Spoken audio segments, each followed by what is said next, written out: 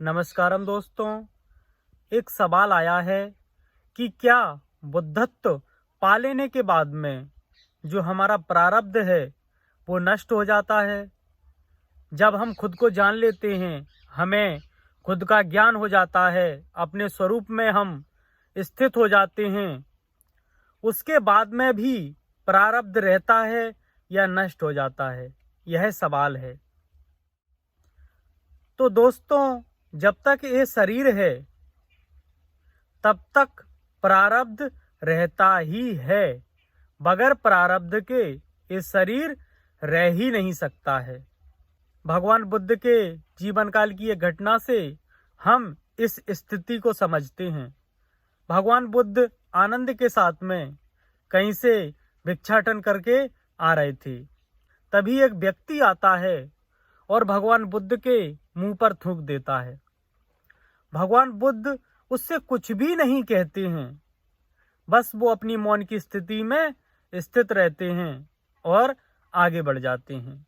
थोड़ी दूर गए तो आनंद से रहा नहीं गया और आनंद ने पूछ लिया कि ये क्या भगवान, उसने आपके मुंह पर थूक दिया और आपने उससे कुछ भी ना कहा। तब भगवान बुद्ध आनंद को समझाते हैं कि आनंद, इस जीवन में हमारे संपर्क में जो भी लोग आ रहे हैं, जिनके द्वारा हमें मान मिल रहा है, जिनके द्वारा हमें सम्मान मिल रहा है, जिनके द्वारा हमें धन लाभ मिल रहा है, या जिनके द्वारा हमारी धन हानि हो रही है, ये सब देने वाले जो लोग आ रहे हैं, जिनके द्वारा हमारा लेन देन हो रहा है, वो अकारण नहीं आ रहे हैं।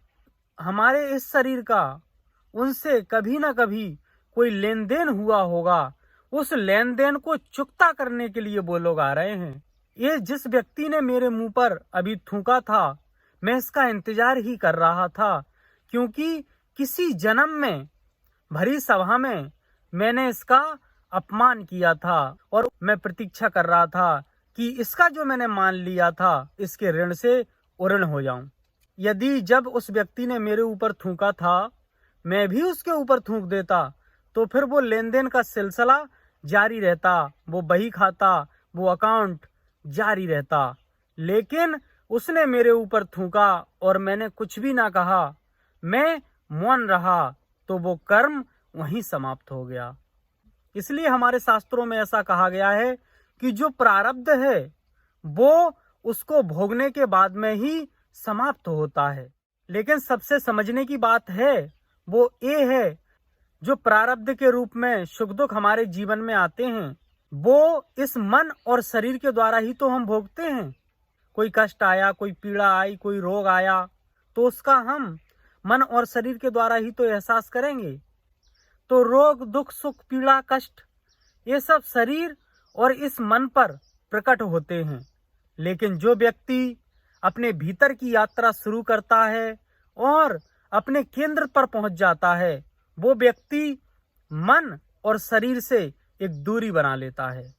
तो जिसने खुद को जान लिया, जिसे बोध हो गया, उसके जीवन में वो प्रारब्ध आएगा तो सही, लेकिन उस दुख के, उस रोग के, उस कष्ट के जो कंपन हैं, उसका असर हम पर नहीं होगा।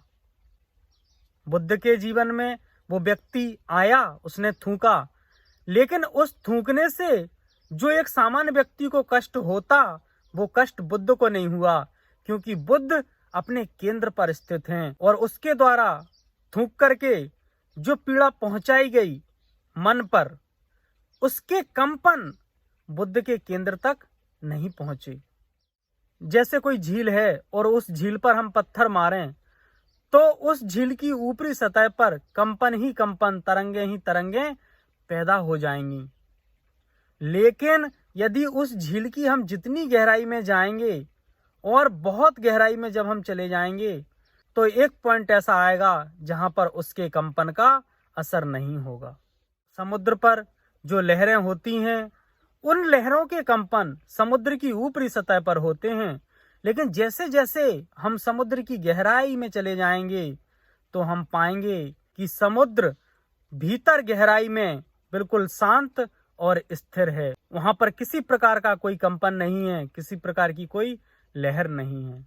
वैसे ही इस प्रारब्ध का जो असर है वो हमारे बाहरी जीवन को प्रभावित करता है।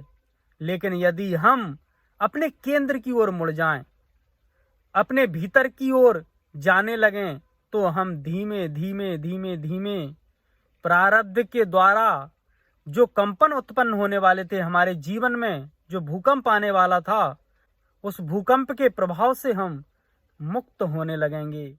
और यही मुक्ति का मार्ग है, और अपने केंद्र पर पहुंच जाना ही मुक्त होना है। और अपने केंद्र पर पहुंचने की यात्रा ही आनंद की यात्रा है, और अपने केंद्र पर स्थित होना ही अपने स्वरूप में स्थित होना है। धन्यवाद।